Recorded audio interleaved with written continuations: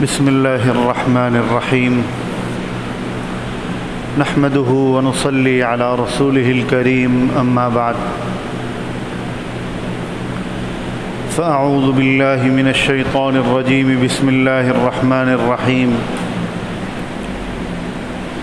إن الذين يؤذون الله ورسوله لعنهم الله في الدنيا والآخرة ولهم عذاب أليم۔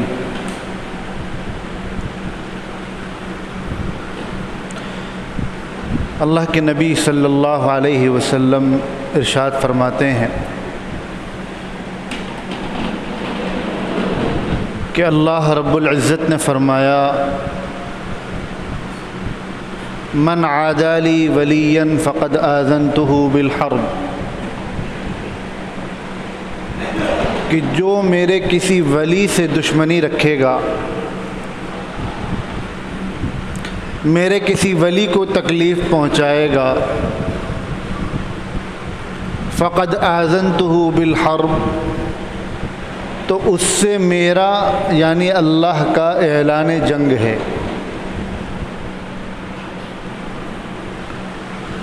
اللہ تعالیٰ جس سے اعلان جنگ فرمائے اس کی تباہی اور بربادی میں کوئی شک رہ جاتا ہے؟ جنگ میں دو فریق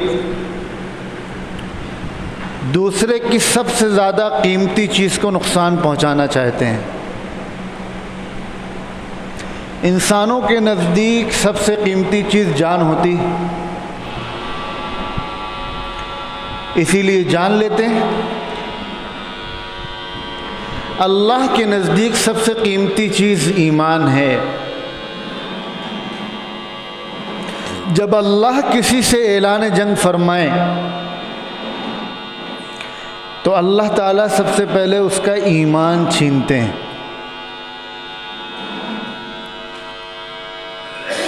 حضرت عثمان غنی رضی اللہ عنہ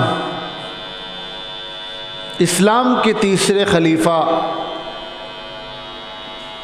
اللہ کے نبی کے دوہرے داماد، نام لیوا جنتی، جب ان کی شہادت کا وقت قریب آیا تو ایک صاحب تھے عبداللہ ابن سلام، جو ایمان لانے سے پہلے یہودی عالم تھے بہت بڑے۔ انہوں نے حضرت عثمان رضی اللہ عنہ سے ملاقات کرنا چاہا۔ آپ کے گھر کے باہر تو بلوائیوں کا پہرا تھا، جن لوگوں نے آپ کو قتل کیا، کسی کو جانے نہیں دے رہے تھے، پانی نہیں لے جانے دے رہے تھے۔ ان لوگوں نے یہ سوچا کہ یہ چونکہ پہلے یہودی تھے اور چونکہ حضرت عثمان کے قتل میں پوری یہودی سازش کام کر رہی تھی، تو انہوں نے یہ سوچا کہ یہ جائیں گے تو حضرت عثمان کو برا بھلا کہہ کر آئیں گے اور ہمارا کام آسان کریں گے، لہذا انہوں نے حضرت عثمان کے پاس انہیں جانے دیا۔ وہ گئے حضرت عثمان رضی اللہ عنہ کی خدمت میں اور ان سے عرض کیا کہ امیر المومنین، میں دیکھ رہا ہوں کہ یہ بلوائی آپ کو شہید کیے بغیر یہاں سے نہیں ہٹیں گے۔ میں چاہتا ہوں کہ میں بھی آپ کے پاس رک جاؤں اور آپ کی مدافعت میں یعنی آپ کو بچاتے ہوئے میں بھی شہید ہو جاؤں۔ حضرت عثمان رضی اللہ عنہ نے انہیں منع کر دیا اور یہ فرمایا کہ میرا تم پر جو حق ہے میں اس کا واسطہ دے کر کہتا ہوں کہ تم یہاں سے چلے جاؤ۔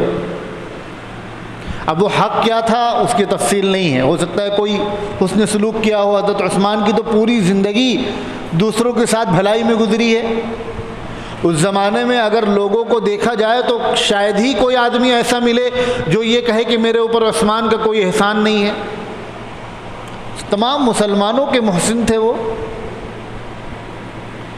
حضرت عبداللہ ابن سلام باہر آئے اور ان یہودی بلوائیوں سے آپ نے کہا کہ سنو، تم لوگ اپنی حرکتوں سے باز آ جاؤ، امام برحق کو تکلیف نہ دو۔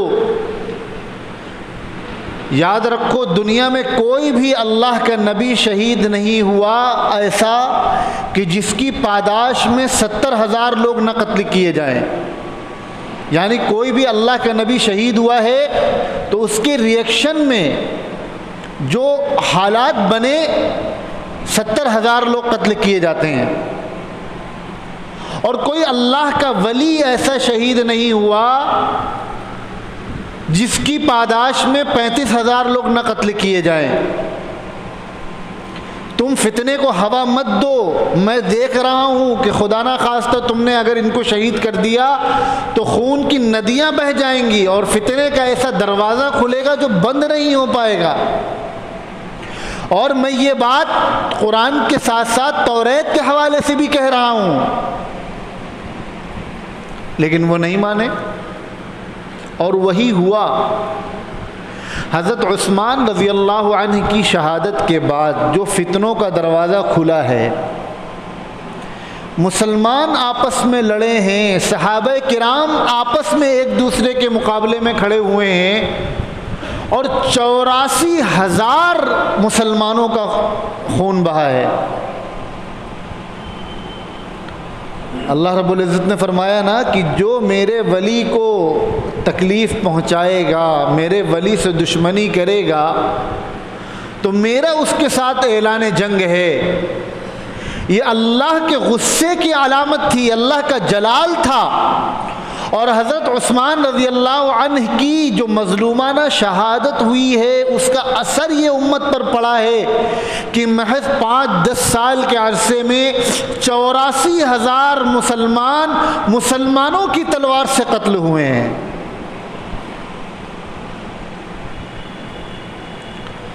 ایک مرتبہ حضرت عائشہ صدیقہ رضی اللہ عنہا فرماتی ہیں کہ اللہ کے نبی صلی اللہ علیہ وسلم تشریف فرما تھے، حضرت عثمان آئے تو آپ نے کہا عثمان اللہ تم کو خلافت کی قمیص پہنائے گا، کچھ لوگ اسے اتارنا چاہیں گے لیکن میں تمہیں تاکید کر رہا ہوں تم اس کو مت اتارنا۔ حضرت عثمان کی فرما برداری اور حضور سے محبت کا حال دیکھیے، 54 دن ہو چکے ہیں، پانی نہیں ملا ہے، گھر سے باہر نہیں نکلنے دیا گیا ہے، باہر بلوائیوں نے قبضہ کر رکھا ہے، اور یہ معلوم ہے کہ اب میرا آخری وقت قریب آ رہا ہے۔ بلوائیوں کی طرف سے ان سے یہ مطالبہ کیا جاتا ہے کہ آپ ایسا کریں، آپ خلافت چھوڑ دیں اور یہ اعلان جاری کر دیں کہ آپ ہمیں یہ اختیار دے رہے ہیں کہ ہم جس کو چاہیں اپنا خلیفہ منتخب کر لیں، ہم آپ کو شہید نہیں کریں گے، ہم آپ کو قتل نہیں کریں گے۔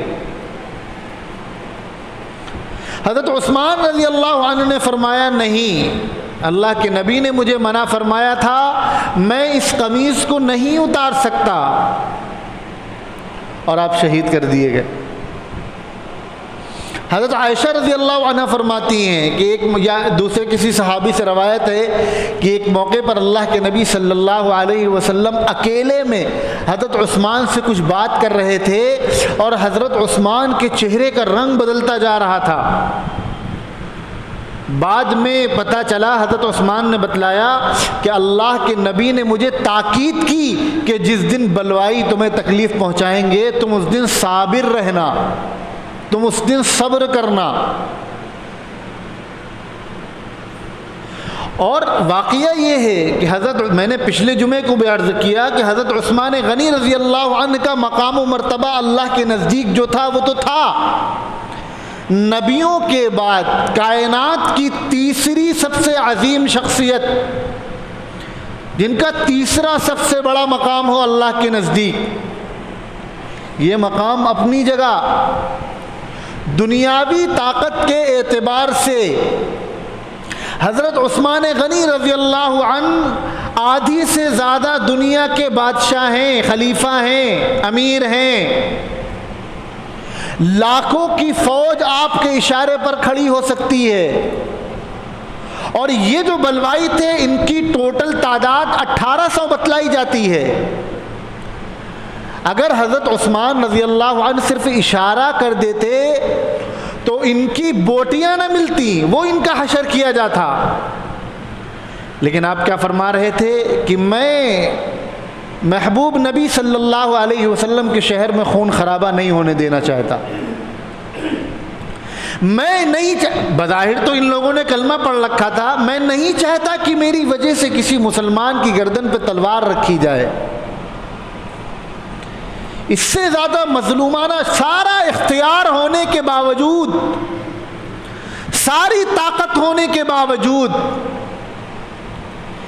پھر یہ برداشت کر لینا کیونکہ اللہ کے نبی نے حکم دیا تھا، اور ایسی مظلومانہ شہادت ہو جانا، اللہ رب العزت کو ایسا جلال آیا کہ اس کے بعد جو فتنوں کا دروازہ کھلا ہے وہ آج تک بند نہیں ہوا ہے۔ حضرت حسن رضی اللہ عنہ جو حضرت علی رضی اللہ عنہ کے بڑے بیٹے تھے،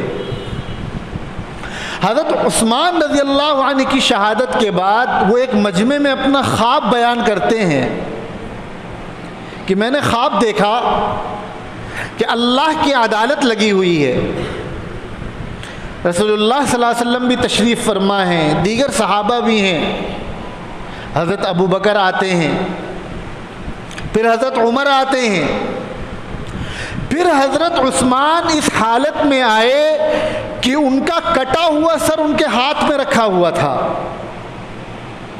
اور انہوں نے اللہ رب العزت کی بارگاہ میں عرض کیا کہ امت سے پوچھا جائے کہ مجھے کس گناہ میں قتل کیا گیا، آخر میں نے ان کا کیا بگاڑا تھا۔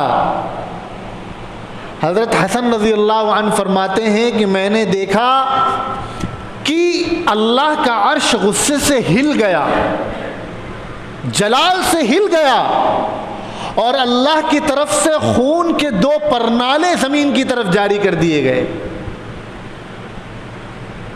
اس وقت جو لوگ موجود تھے اس میں کچھ وہ بھی تھے جو حضرت عثمان کے قاتلین میں سے تھے، اور بظاہر حضرت علی کے نام کا دم بھرتے تھے، حضرت علی کی محبت کا دعویٰ کرتے تھے۔ آج بھی یاد رکھیے آپ کے بیچ ایسے لوگ ہیں، جب آپ ان کی تاریخ اٹھا کر پڑھیں گے، ان کے آباء و اجداد کے کارنامے اٹھا کر پڑھیں گے تو آپ کو معلوم ہوگا کہ یہ نام تو حضرت علی، حضرت حسین کا لیتے ہیں، حضرت فاطمہ کا لیتے ہیں، لیکن ان کی گردنیں، ان کے ہاتھ ان عظیم صحابہ کرام کے خون سے رنگے ہوئے ہیں، اور انہیں اس پر کوئی ندامت اور کوئی افسوس بھی نہیں ہے۔ وہ اس کو بڑے فخر سے بیان کرتے ہیں اپنی نجی محفلوں میں، نجی مجلسوں میں۔ اس وقت یہ لوگ موجود تھے، انہوں نے حضرت علی سے کہا آپ سن رہے ہیں یہ کیا کہہ رہے ہیں؟ تو حضرت علی نے فرمایا انہوں نے جو دیکھا یہ وہی کہہ رہے ہیں۔ ایک بڑے عالم کہتے ہیں کہ یہ جو 2 پرنالے حضرت حسن نے خواب میں دیکھے، یہ جنگ جمل، جنگ صفین، جو حضرت علی رضی اللہ عنہ کے زمانے میں 2 جنگیں ہوئی ہیں جس میں مسلمان ایک دوسرے کے مقابل ہوئے ہیں، گویا کہ یہ 2 پرنالے یہ جنگ جمل، جنگ صفین تھے، جن کی پاداش میں 84,000 مسلمانوں کا خون بہا ہے۔ اور ان کے آخری وقت کا یہ عالم تھا، کامل الحیاء والایمان تھے۔ اللہ کے نبی نے فرمایا کہ میری امت میں حیا میں جو سب سے زیادہ کامل ہے اور ایمان میں جو سب سے زیادہ کامل ہے وہ عثمان ہے۔ ایک روایت ہے الحیاء شعبۃ من الایمان، حیا ایمان کا شعبہ ہے، جو حیا میں جتنی زیادہ جس کے اندر حیا ہوگی اتنا زیادہ اس کے اندر ایمان ہوگا۔ حضرت عثمان رضی اللہ عنہ نے زندگی بھر کبھی شلوار نہیں پہنی تھی، لنگی پہنا کرتے تھے، لیکن جس دن معلوم ہوا کہ آج شاید شہید کر دیا جاؤں تو اس دن آپ نے شلوار پہنی کہ ایسا نہ ہو کہ شہادت کے بعد میرا سطر کھل جائے۔ اور روایت میں آتا ہے بہت ٹائٹ باندھا اسے، آخری وقت میں جب آدمی کو معلوم ہو کہ اب میرا آخری وقت آ رہا ہے، مجھے مار دیا جائے گا، تو اس کا ذہن کام نہیں کرتا، اس کا ذہن کام کرنا بند کر دیتا ہے ڈر سے، موت کے ڈر سے۔ اور یہاں یہ عالم ہے کہ اس بات کی فکر ہے کہ کہیں میرا سطر کوئی نہ دیکھ لے، کہیں میری ران نہ کھل جائے۔ دو لوگوں کے بارے میں آتا ہے کہ جنہیں اپنی موت کے وقت اس چیز کی فکر تھی کہ کہیں کسی میری بے حیائی نہ ہو جائے۔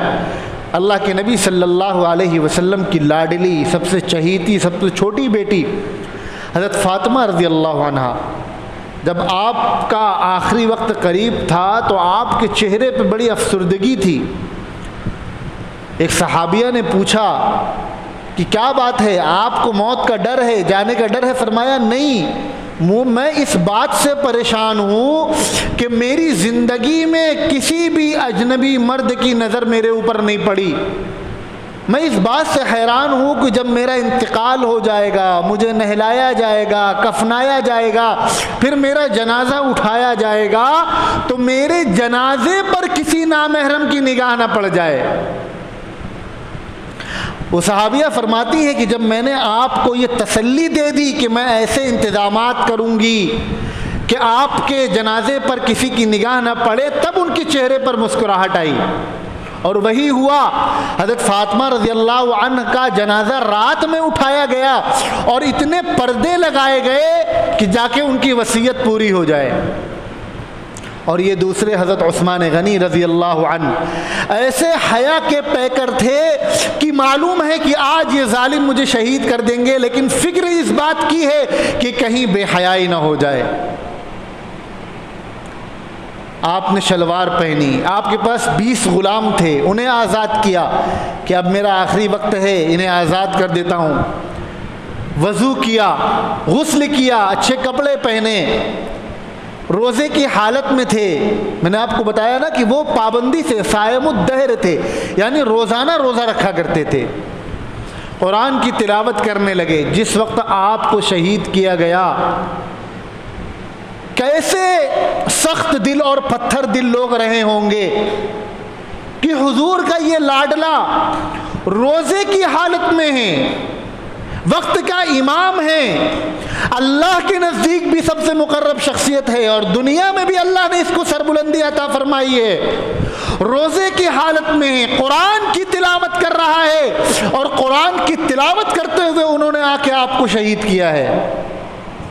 آپ کے خون کا قطرہ سورہ بقرہ کی آیت فَسَيَكْفِيكَهُمُ اللَّهُ پر گرا ہے، جس کا مطلب ہے کہ ان کے مقابلے میں اللہ تمہارے لیے کافی ہے۔ فَسَيَكْفِيكَهُمُ اللَّهُ، آپ کو جب شہید کیا گیا تو آپ کے خون کا پہلا قطرہ اس آیت پر گرا ہے۔ آج بھی وہ قرآن مجید موجود ہے جس میں حضرت عثمان کے خون کے نشان لگے ہوئے ہیں، اور اللہ کے رسول صلی اللہ علیہ وسلم نے یہ پیشن گوئی کی تھی کہ عثمان، تمہیں جب شہید کیا جائے گا تم سورہ بقرہ کی تلاوت کر رہے ہوگے اور فَسَيَكْفِيكَهُمُ اللَّهُ پہ تمہارے خون کا قطرہ گرے گا۔ یہ اللہ کے نبی نے 30-40 سال پہلے پیشن گوئی فرمائی تھی۔ اسی لیے کہا جاتا ہے قیامت میں جب شہید اٹھائے جائیں گے، جب دیگر لوگ جنہوں نے اللہ کے راستے میں قربانی دی ہوگی اٹھائے جائیں گے، تو کسی کی کوئی چیز گواہی دے گی، کسی کی زمین گواہی دے گی، کسی کے در و دیوار گواہی دیں گے۔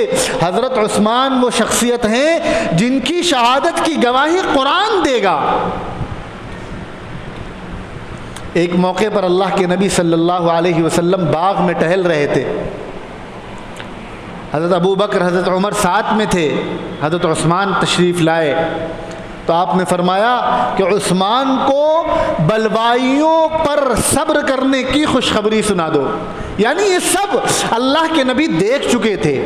آج یہ بیان کیا جاتا ہے کہ سیدنا حضرت حسین رضی اللہ تعالی عنہ، آپ کی جب شہادت کی خبر اللہ کے نبی کو پہنچی تو آپ بڑے غمگین ہوئے تھے، آپ روئے تھے۔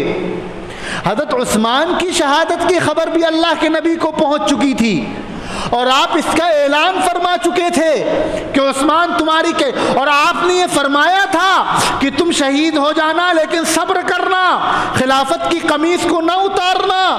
حضرت عثمان نے اپنے آقا کی حکم کی تابعداری کرتے ہوئے اپنی گردن کٹوائی ہے، لیکن ان کی شہادت پر کوئی نہ کوئی بیان کرتا ہے، نہ کوئی ان کی شہادت پر آنسو بہاتا ہے. تاریخ اسلامی کی ایسی مظلومانہ شہادت آپ کو کہیں نہیں ملے گی. جن لوگوں نے، میں نے ابھی عرض کیا نا کہ جو اللہ کے ولی کو تکلیف پہنچاتا ہے اللہ کا اس کے ساتھ اعلان جنگ ہے. جن لوگوں نے صحابہ کرام کو تکلیف پہنچائی ہے، تاریخ اٹھا کر دیکھ لیجئے، صحابہ کو برا بھلا کہا ہے، صحابہ پر الزامات لگائے ہیں، ان کا خاتمہ ایمان پر نہیں ہوا ہے. دنیا میں بھی اللہ نے ان کو ذلیل کیا ہے اور آخرت کے حساب سے بھی وہ ذلیل ہوئے ہیں. اپنی دعاؤں میں یہ دعا کیا کیجئے کہ اللہ ہمیں صحابہ کرام کے تعلق سے کسی بھی طرح کی بدگمانی سے محفوظ فرما، ہماری اولادوں کے اندر صحابہ کی محبت پیدا فرما. یاد رکھیے کسی بھی صحابی کے حوالے سے اگر ہم نے لب کشائی کی تو اللہ کی یہ وعید ہے کہ جس نے میرے ولی کو تکلیف پہنچائی میرا اس کے ساتھ اعلان جنگ ہے. اور اللہ کے نزدیک سب سے قیمتی چیز ایمان ہے، تو اللہ جب اعلان جنگ فرمائیں گے تو سب سے پہلے ایمان سلب کریں گے. اگر اپنے ایمان کی سلامتی چاہتے ہیں تو صحابہ کرام کے حوالے سے اپنے دل، اپنے دماغ اور اپنی زبان کو ہمیشہ محفوظ رکھنا چاہیے. اور جن لوگوں نے صحابہ کرام کو برا بھلا کہا، یاد رکھیے مسجد کے منبر پر بیٹھ کر پوری ذمہ داری سے آپ کو بتلا رہا ہوں، کتنا بھی بڑا عالم دین ہو، کتنا بھی بڑا محدث ہو، کتنی اچھی اچھی کتابیں اس نے لکھی ہوں اور کتنی ہی اچھی اچھی بات کرتا ہو اور کتنا ہی انقلاب اس نے برپا کیا ہو، اگر صحابہ کے حوالے سے اس کی زبان اور اس کا قلم محفوظ نہیں ہے تو ایسے شخص سے عقیدت رکھنا جائز نہیں ہے. صحابہ سے بڑا کوئی نہیں ہے. یہ جو آج ہمیں داڑھی ٹوپی، یہ جو عالم حافظ قرآن مسجد مدرسہ دین کے نام پر جو کچھ ملا ہے یہ صحابہ کی دین ہے. انہی پر اگر حملہ کر دیا اور انگلی اٹھا دی تو پورے دین پر حملہ کر دیا اور پورے دین پر انگلی اٹھا دی. پھر ایسے شخص سے عقیدت کا کیا مطلب ہے جو صحابہ پر تبصرہ کرے؟ آج بھی ایسے لوگ موجود ہیں جنہوں نے حضرت عثمان غنی رضی اللہ عنہ کے حوالے سے بڑی سخت زبان استعمال کی ہے، بڑا برا بھلا کہا ہے اور آپ پر الزامات لگائے ہیں. اور ایسے لوگوں کی کتابیں ہمارے بک اسٹالز میں، ہماری مارکیٹ میں کھلے عام بک رہی ہیں اور ہمارے گھروں میں پڑھی جا رہی ہیں. اور افسوس کی بات یہ ہے کہ ہمارا مذہبی طبقہ جو نماز روزے کا پابند ہے، جس کے گھر میں دینی ماحول ہے، وہاں ایسے لوگوں کی کتابیں پڑھی جا رہی ہیں جن کا ذہن صحابہ کے حوالے سے صاف نہیں ہے. یاد رکھیے آپ جس سے عقیدت رکھیں گے کل قیامت میں اسی کے ساتھ اٹھائے جائیں گے. اگر صحابہ کے دشمنوں کے ساتھ ہمارے دل میں ہمدردی ہے، عقیدت ہے، تو اللہ نہ کرے کل قیامت کو میدان محشر میں ہم ان کے ساتھ نہ اٹھائے جائیں. جن لوگوں نے حضرت عثمان رضی اللہ عنہ کو قتل کیا، ذرا آپ اگر ان کی رودات سن لیں گے کہ اس کے بعد ان کے ساتھ کیا ہوا ہے تو رونگٹے کھڑے ہو جاتے ہیں. ایک شخص کو ایک صحابی کہتے ہیں کہ میں بازار میں تھا، ایک شخص کی آواز آئی، وہ چلا رہا ہے آگ آگ. میں اس کے قریب گیا تو دیکھا ایک شخص ہے جو آنکھوں سے اندھا ہے، دونوں ہاتھ کٹے ہوئے ہیں اور زمین پر گھسٹ رہا ہے اور آگ آگ چلا رہا ہے. کہنے لگے، میں نے اس سے پوچھا یہ کیا ہوا؟ اس نے کہا میں حضرت عثمان کو قتل کرنے والوں میں سے تھا. میں آپ کے گھر میں گھسا، آپ کی اہلیہ محترمہ سامنے موجود تھی، میں نے ان کو تھپڑ مارا. حضرت عثمان رضی اللہ عنہ نے مجھے بددعا دی کہ تو ایک عورت پر ہاتھ اٹھاتا ہے، اللہ تیرے ہاتھ شل کر دے، تیری آنکھوں کو دھسا دے اور تجھے آگ میں ڈالے. کہنے لگے 2 بددعائیں پوری ہو چکی ہیں، تیسرے کا میں انتظار کر رہا ہوں، آنکھ سے اندھا ہو چکا ہوں، ہاتھ ٹوٹ چکے ہیں اور اب آنکھ کا انتظار ہے۔ ایک صحابی فرماتے ہیں کہ ایک شخص کو دیکھا کہ جس نے حضرت عثمان غنی رضی اللہ عنہ کا عصا مبارک لے کر اپنے پیروں سے توڑا تھا، اس کے دونوں پیر گل گئے تھے۔ ایک صحابی فرماتے ہیں قاتلین عثمان میں سے کوئی شخص ایسا نہیں ہے جو تڑپ تڑپ کر نہ مرا ہو۔ یہ صحابی رسول کو تکلیف پہنچانے کی سزا ہے، یہ اللہ کے ولی کو تکلیف پہنچانے کی سزا ہے۔ میں کھل کر کہنا چاہتا ہوں، آج کے دور میں محرم کے مہینے میں خاص طور پر، ورنہ پورے سال ہمارے آپ کے بیچ خود کو مسلمان کہنے والے ایسے لوگ موجود ہیں، ہمت نہیں پڑتی زبان سے کہتے ہوئے، جو حضرت عثمان کا نام لے کر نعوذ باللہ گالیاں دیتے ہیں۔ جو گالیاں، جو الفاظ ہم دنیا کی کسی عام آدمی کے بارے میں بھی کوئی شریف آدمی استعمال نہ کرے، وہ الفاظ وہ حضرت ابو بکر، حضرت عمر اور حضرت عثمان کے بارے میں نکالتے ہیں، ان پر تبرہ کرتے ہیں، پھر بھی ان کی دعوتوں میں ہم شریک ہو رہے ہیں، ان سے رشتہ داریاں ہم کر رہے ہیں، ان سے دوستی ہم لڑا رہے ہیں، اور پھر اگر اس کو ممبر سے بیان کیا جائے تو مولاناؤں کو، مولویوں کو بس یہی سب لگی رہتی ہے، یہ امت میں اتحاد ہی نہیں چاہتے۔ اتحاد کا کیا مطلب ہے؟ اتحاد کا مطلب یہ ہے کہ کلمے کی بنیاد پر ہم آپ ایک ہوں۔ یہ کون سا کلمہ؟ جو کلمہ صحابہ سے ملا ہے ہمیں، جو صحابی کو نعوذ باللہ ماں بہن کی گالیاں دے، ان سے کون سا اتحاد؟ یاد رکھیے، سارے دارالفتہ کا فتویٰ ہے کہ ایسے لوگ دار اسلام سے خارج ہیں، ان سے میل جول، سلام دعا، ان کے ساتھ رشتہ داریاں، ان کے گھروں میں کھانا پینا، یہ حرام ہے، ناجائز ہے۔ ان کے عبادت خانے کو مسجد نہیں کہا جا سکتا۔ یہ میں آپ کو قرآن کی روشنی میں، حدیث کی روشنی میں مسئلہ بتلا رہا ہوں۔ ان کے عبادت خانے کو مسجد کہنا جائز نہیں ہے۔ یہ اپنی جو عبادت کرتے ہیں اسے نماز کہنا جائز نہیں ہے۔ یہ جو آواز لگاتے ہیں اسے اذان کہنا جائز نہیں ہے۔ اپنے قبرستانوں میں ان کو دفنانا جائز نہیں ہے۔ یہ کوئی مسلکی تشدد نہیں ہے کہ آپ سمجھے کہ مسلکی تشدد بھڑکا رہے ہیں۔ یہ قرآن، جس قرآن کو مان کر ہم آپ مسلمان ہوتے ہیں، ان کا کہنا ہے کہ یہ اصلی قرآن نہیں ہے۔ ہمارا عقیدہ ہے کہ رسول اللہ صلی اللہ علیہ وسلم معصوم تھے، نبیوں کے علاوہ کوئی معصوم نہیں۔ ان کا عقیدہ ہے کہ نبی کے علاوہ یہ فلاں فلاں امام معصوم ہیں، اور نعوذ باللہ بسا اوقات یہ اپنے اماموں کا مرتبہ نبیوں سے بڑا بڑھا دیتے ہیں۔ ان کا عقیدہ ہے کہ حضرت علی حاجت روا اور مشکل کشا ہیں، انہیں غیب کا علم ہے، دنیا کا تصرف ان کے ہاتھ میں ہے، مشرکانہ عقائد ہیں۔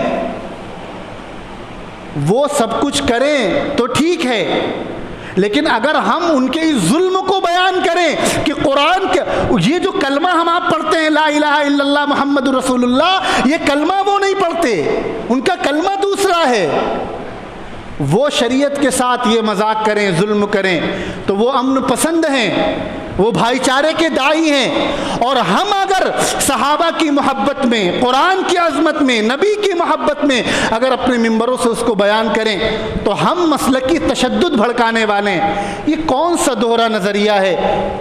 یہ کون سی دو الگ الگ سوچ ہیں؟ یہ اسلامی سوچ نہیں ہے۔